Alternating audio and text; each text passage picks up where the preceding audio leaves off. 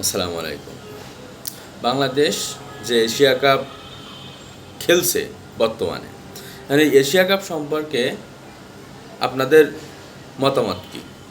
Bangladesh team সম্পর্কে আপনাদের মতামত কী? কোন জায়গায় যাইতে পারে? এই যে বিভিন্ন জায়গায় পোল দিচ্ছে যে বাংলাদেশকে আপনারা কোথায় দেখতে চান বা বাংলাদেশ কি করতে পারে, যে বেশিরভাগ ক্ষেত্রে আপনারা মানে বেশিরভাগ মানুষই ভোট দিচ্ছে কি চ্যাম্পিয়ন, এশিয়া কাপ চ্যাম্পিয়ন, ঠিক আছে?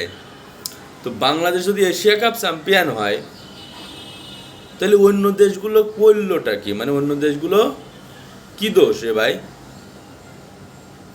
বাংলাদেশের যে পারফরমেন্স, আমি তো আগেই বলছি যে আলহামদুলিল্লাহ যে আমাদের সারা বিশ্বের কাছে ক্রিকেট টিম আমাদেরকে রিপ্রেজেন্ট করছে, এজন্য আলহামদুলিল্লাহ খুবই ভালো।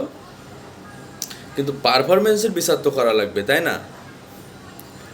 আমাদের তো কেউ চেহারা দেখে বা আমাদের গরিব মানে আমরা দরিদ্র দেশ এই জন্য যে মানুষ আমাদের এই কাপটা দিয়ে দেবে, এটা তো আসলে না, তাই না? তো দেখেন, গতদিন আমরা শ্রীলঙ্কার সাথে খেলা করলাম, তার আগে হংকংয়ের সাথে খেলা করলাম।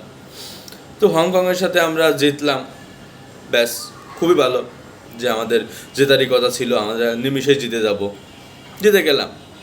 শ্রীলঙ্কার সাথে আমরা খুবই স্ট্রাগল করলাম, মানে ব্যাটে বলে আমরা দুই জায়গায় স্ট্রাগল করলাম, শ্রীলঙ্কা দুই জায়গা খুব ইজিভাবে পারফরমেন্স করলো, ঠিক আছে? কিন্তু দেখেন, এই যে গতকাল হংকং আর শ্রীলঙ্কা খেলা হইলো, আমরা যে শ্রীলঙ্কার সাথে মানে রান করতে যে আমাদের জীবন শেষ, সেই শ্রীলঙ্কার সাথে হংকং খুব সহজে প্রথম থেকে দেখেন পাওয়ার প্লে থেকে শুরু করে মোটামুটি শেষ পর্যন্ত 149 রান করে ফেললো। শুধু তো তাই না, তারা বলে যাওয়ার পরে শ্রীলঙ্কা সেই পরিমাণে স্ট্রাগল করছে। ওই রান করতে শ্রীলঙ্কার 19 ওভার পর্যন্ত খেলা লাগছে, একদম 19 ওভারের লাস্ট বল অলমোস্ট, তাই না? তো এই এই ম্যাচটা যদি আপনারা হিসাব করেন, এই ম্যাচটা নিয়ে যদি কথা বলা লাগে, তাইলে কি বাংলাদেশের থেকে অবশ্যই হংকং ভালো। তাহলে বাংলাদেশ এই যে হংকংয়ের কাছে যে জিতছে, এই জিনিসটা মানে তো এখন তো সম্ভব মনে হচ্ছে না। কেমনে জিতে গেল? এই দুটো ম্যাচের মধ্যে আপনি কম্পেয়ার করে দেখেন। এখন আজকে আবার বাংলাদেশে খেলা আছে কাদের সাথে? আফগানিস্তানের সাথে। আমি একটু আর কি আগে মানে ম্যাচের আগে একটা দুইটা কথা বলি। আমি কিন্তু প্রথমে বলছিলাম, আগের ভিডিওটাই বলছি যে বাংলাদেশ থাকলে চমক থাকবে, বাংলাদেশ টিম থাকবে তো চমক থাকতেই পারে।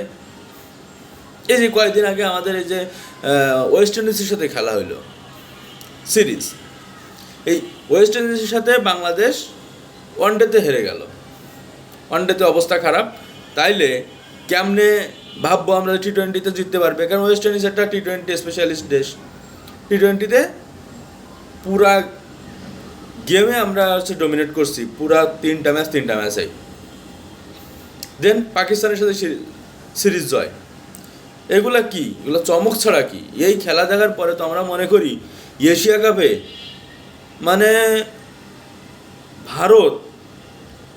ভারতের সাথে আমাদের ফাইনাল হবে, আর ভারতকে আমরা হারাই দেবো। মানে শক্তিমত্তার বিচারে তো যে যাই বলেন, ভারতই সবচেয়ে বেস্ট। কিছু কারণ আছে, কারণ পাকিস্তানের উপরে আগে যতটা ভরসা ছিল অতটা এইবারে অন্তত নেই, কারণ পাকিস্তান সবচেয়ে ভালো দুইজন ওদের ব্যাটার ওপেনার দুইজনকে বাদ দিয়ে খেলছে। কোন লজিকে, কোন থিওরিতে, এটা আমরা জানি না বা জানতেও চাই না। বাংলাদেশের বাইরে আমরা কোনো দল সম্পর্কে তেমন কথা বলতেও চাই না। কিন্তু আমরা ভাবছিলাম এই সিরিজগুলো জয়ের পরে আমরা ভাবছিলাম যে বাংলাদেশ মোটামুটি সবার থেকে শক্তিশালী।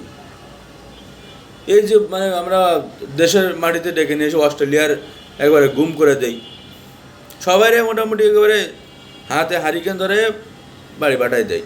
আমরা তখন ভাবি যে এইবার বাংলাদেশে আর কি হারাবে, এরকম টিমই তো আমরা চাই। কাজের সময় যে নেই, হার তো সে কি হার,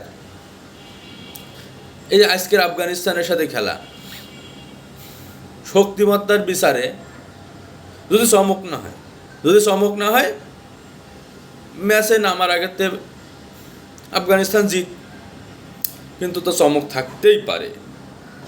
বাংলাদেশের শুধু বাংলাদেশ টিম না, বাংলাদেশের প্লেয়ার যেখানে থাকবে সেখানে চমক থাকবে।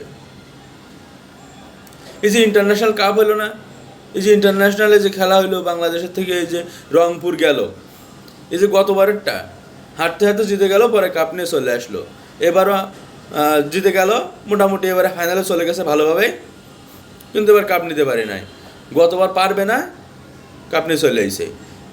এবার প্রথম থেকে এক্সপেকটেশন ছিল অনেক ভালো, কাপ নিতে পারে নাই, তো ফাইনাল পর্যন্ত গেছে, এটা কিন্তু চমক। আর বাংলাদেশ যেখানে আছে সেখানে তো অবশ্যই চমক থাকবেই, তাই না? তো আজকের ম্যাচে বাংলাদেশ যদি চমক থাকে তাহলে জিতে যাবে, জানি না কী হবে ভাই। এই আগের থেকে প্রেডিকশান করার কোনো সুযোগ নেই, অন্তত বাংলাদেশ যেখানে আছে, বাংলাদেশ টিম, ক্রিকেট টিম যেখানে অন্তত আছে, প্রেডিকশানের কোনো সুযোগ নেই, দরকারও নেই। কেউ মাথা ঘামায় না, নিউজ চ্যানেলগুলা বা যারা ভিডিও বানায় পুরা একেবারে মাথা নষ্ট করে ফেলে। ক্রিকেটের একটা নিউজ দেখলে তো পরে সবগুলো ক্রিকেটের নিউজ আসে, তো এরা প্রিভিউ করতে করতে পুরা লাইভ মানে একেবারে ভিডিও একটা দেখবো, পরে দেখি যে আরেকজন আরেকটা চমকের কথা বলতেছে, এটা দেখতেছি এই শেষ, আরেকজন দেখতেছি ওর থেকে বড় চমক, আরেকজন দেখতেছি যে মানে পুরা টিম চেঞ্জ। এই সব করতে করতে মনে করেন নিউজ দেখতে দেখতে শেষ, কিন্তু খেলার আগে কোনো নিউজ দেখে কোনো কাজ হবে না, এটা হলো বাস্তব। ঠিক আছে, তো ঠিক আছে, সবাই ভালো থাকেন, সুস্থ থাকেন, আসসালামু আলাইকুম।